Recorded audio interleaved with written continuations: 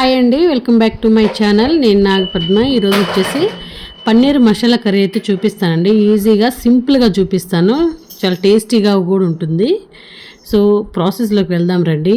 ఏంటంటే ఇంకో విషయం, నేను సింపుల్గా ప్రెషర్ కుక్కర్లో చూపిస్తానండి.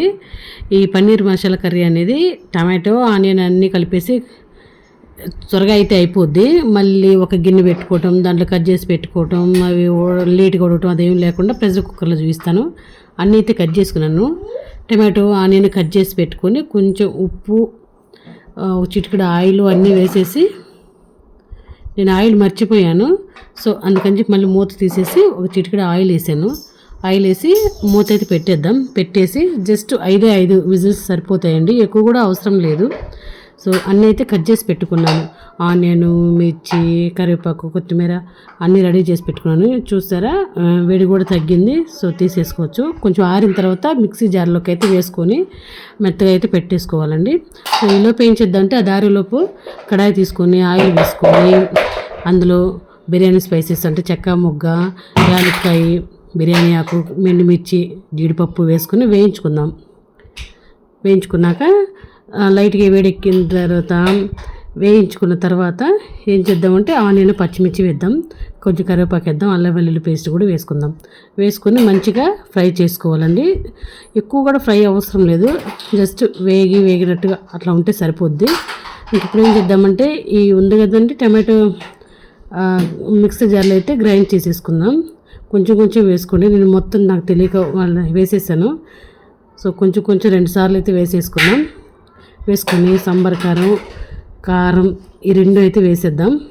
మీ కారానికి తగ్గట్టు మీరైతే యాడ్ చేసుకోండి. నేనైతే హోమ్ మేడ్ పన్నీర్ అయితే తీసుకున్నాను. ఒక 2 ప్యాకెట్లు ఉంటే అవి ఎరగొట్టేసుకొని నిమ్మకాయ వేసేసుకొని పన్నీర్ ప్రిపేర్ చేసుకున్నాను. ఈసారి నేను ఆ ప్రాసెస్ కూడా చూపిస్తాను. చిన్న స్లైడ్స్ కట్ చేసుకొని, నాకు కొంచెం టమాటా కర్రీలో ఈ సాల్ట్ అనేది సరిపోలేదు, యాడ్ చేసుకున్నాను. ఇప్పుడు పన్నీర్ ఏం చేద్దామంటే, వేయించాల్సిన అవసరం లేదండి, మన ఇంట్లో చేసుకునేది కాబట్టి. సో డైరెక్ట్గా ఈ టమాటా ప్యూరీలు అయితే వేసుకోవచ్చు. చాలా టేస్టీగా సూపర్గా ఉంటుంది. ఇదంతా ఏం చేద్దామంటే, కొంచెం పట్టాలండి, గ్రేవీ అంతా దగ్గరగా అవ్వాలి, కొంచెం వాటర్గా ఉంటాయి కాబట్టి. సో అయిన తర్వాత ఏం చేద్దామంటే, కొంచెం కస్తూరి మెత్తి కూడా వేద్దాం. సూపర్ టేస్ట్ ఉంటుంది, అన్నిట్లో యాడ్ చేసుకోవచ్చు. హోమ్ మేడ్ గరం మసాలా అండి ఇది. అంటే చెక్క, మొగ్గ, యాలక్కాయ అన్నీ కలిపేసి దంచేసుకున్నది ఇది హోమ్ మేడ్ గరం మసాలా. ఈసారి కూడా చూపిస్తాను మీకు కంపల్సరీగా. మీకు ఎలా కుదిరిందో మీ ఫీడ్బ్యాక్ నాతో షేర్ చేసుకోవడం మర్చిపోవద్దండి. ఇది రైస్లోకైనా, చపాతీల్లోకైనా, బగారా రైస్లోకైనా, పలావ్లోకైనా, వేటిల్లోకైనా తినొచ్చండి. Super combination. కొత్తిమీర, పుదీనా కూడా కొంచెం యాడ్ చేసుకుందాం, సూపర్ టేస్టీగా ఉంటుంది.